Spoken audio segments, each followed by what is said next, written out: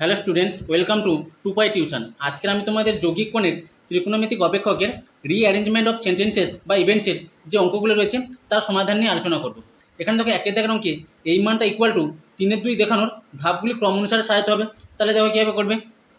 তাহলে এখানে একের দাগের অঙ্কে এই রাশিমালাটির মান 3/2 হওয়ার ধাপগুলো ক্রম অনুসারে সাজাতে হবে। তাহলে এখান থেকে পেয়ে যাবো ইকুয়াল টু, এবার এখানে আছে সাইন স্কয়ার আলফা প্লাস, এবার এখানে আছে sine square 120 degree minus alpha. এবার এই মানটাকে সাইন এ মাইনাস বি সেই সূত্র আকারে ভেঙে নেবো। বা সাইন এ মাইনাস বি সূত্র ছিল সাইন এ কস বি মাইনাস কস এ সাইন বি। তাহলে এখান থেকে পেয়ে যাবো সাইন এ এর মানে 120 ডিগ্রি বসবে, সাইন এ কস বি তাহলে কস মান বির মান এখানে আলফা বসবে, তাহলে কস আলফা মাইনাস কস এ সাইন বি তাহলে কস 120 ডিগ্রি সাইন আলফা বসবে। এবার এখানে যদি সাইন স্কোয়ার ছিল তাহলে মানটা বসিয়ে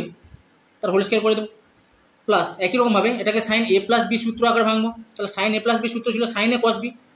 তাহলে সাইন 120 ডিগ্রি কস আলফা হবে প্লাস কস এ সাইন বি, তাহলে কস এর মানে 120 ডিগ্রি সাইন বি, তাহলে সাইন বির মানে এখানে আলফা বসবে। তাহলে এখানে যেহেতু স্কোয়ার আছে তাহলে এখানে স্কোয়ার বসাতে হবে। তাহলে এটা পেলাম সাইন এ প্লাস বি এবং সাইন এ মাইনাস বি সূত্র প্রয়োগ করে। তাহলে এটা অপশান 2 এর অপশানে দেওয়া আছে এটা। এবার ইকুয়াল টু, এবার এখানে আছে সাইন স্কয়ার আলফা প্লাস, এবার এখানে আছে সাইন 120 ডিগ্রি। এবার সাইন 120 ডিগ্রিকে ভেঙে লিখতে পারি সাইন 90 ইন্টু 1 প্লাস 30 ডিগ্রি। 90-এর সাথে 1 গুণ করলে 90 হবে, আর প্লাস 30 তাহলে 90-এর সাথে 30 যোগ করলে 120 ডিগ্রি পেয়ে যাবো। আর এখানে আছে কস আলফা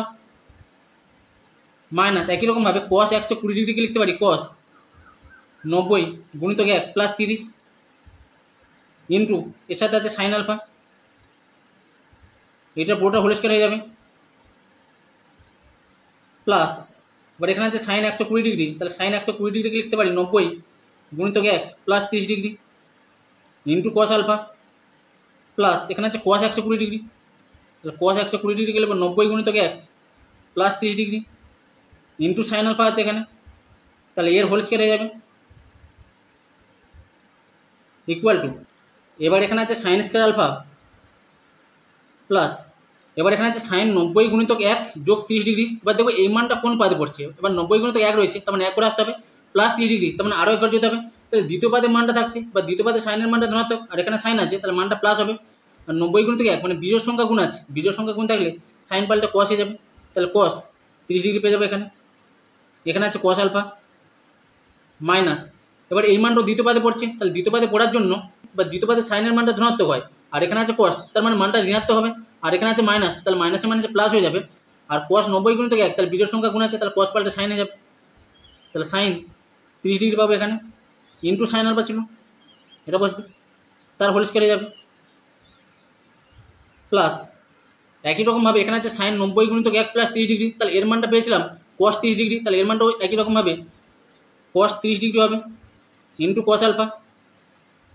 এবার এখানে আছে প্লাস কস 90 গুণিতক 1 প্লাস 30 ডিগ্রি, এবার এই মানটা আর এই মানটা একই, এবার এই মানটা ভেঙে পেয়েছিলাম মাইনাস সাইন 30 ডিগ্রি তাহলে এর মানটাও মাইনাস সাইন 30 ডিগ্রি হবে, তাহলে প্লাস মাইনাসে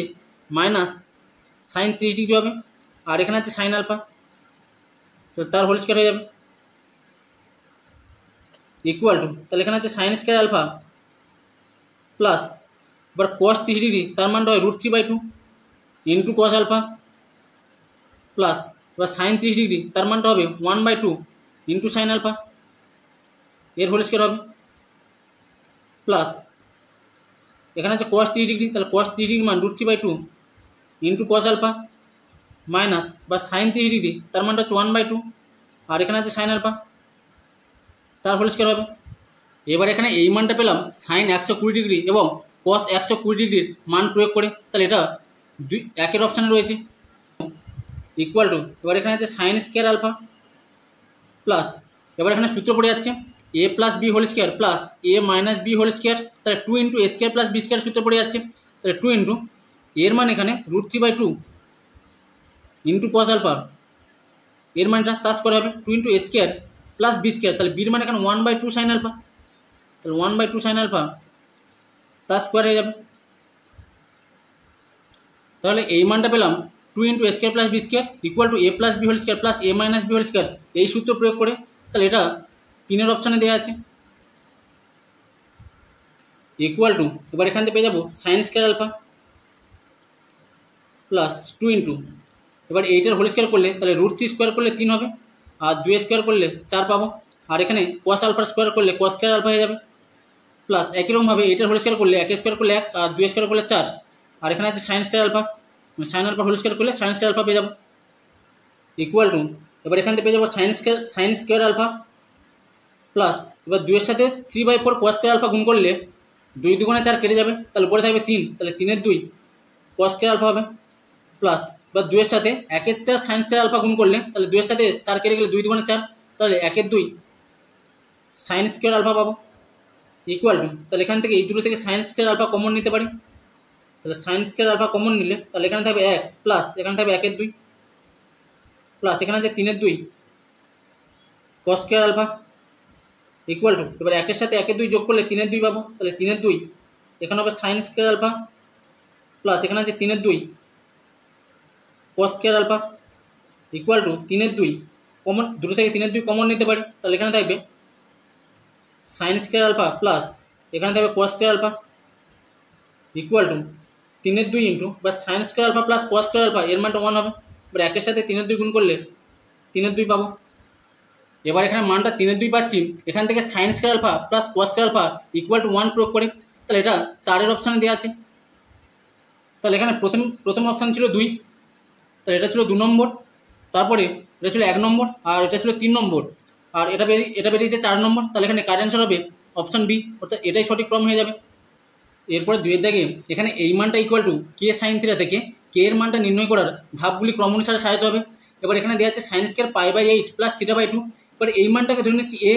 আর মাইনাস সাইন স্কোয়ার π/8 মাইনাস θ/2 এই মানটাকে ধরে নিচ্ছি বি, তাহলে এখানে সূত্র পড়ে যাচ্ছে সাইন স্কোয়ার এ মাইনাস সাইন স্কোয়ার বি, বা সাইন স্কোয়ার এ মাইনাস সাইন স্কোয়ার বি সূত্র ছিল সাইন এ plus B into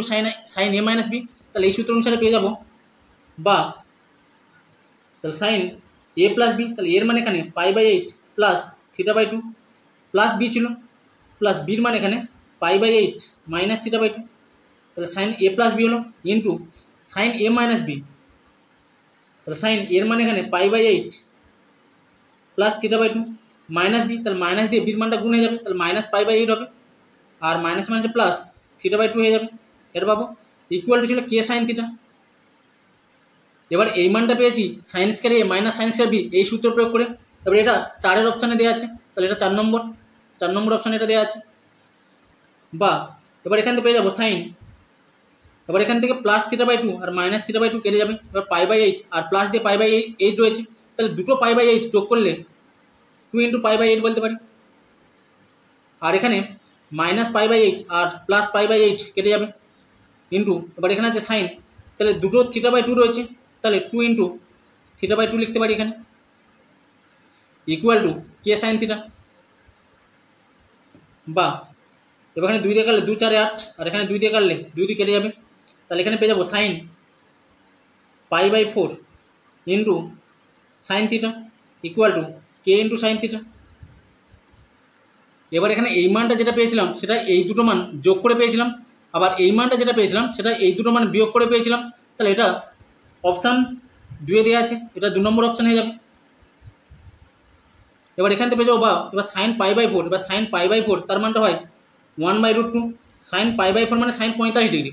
into sine theta আছে এখানে, ইকুয়াল টু বাট এখানে আছে কে ইন্টু সাইন থিটা, তাহলে এখানে সাইন π/4 বা 45 ডিগ্রি মানটা বসে এটা পেয়েছি, তাহলে 3 নম্বর অপশানে দেওয়া আছে।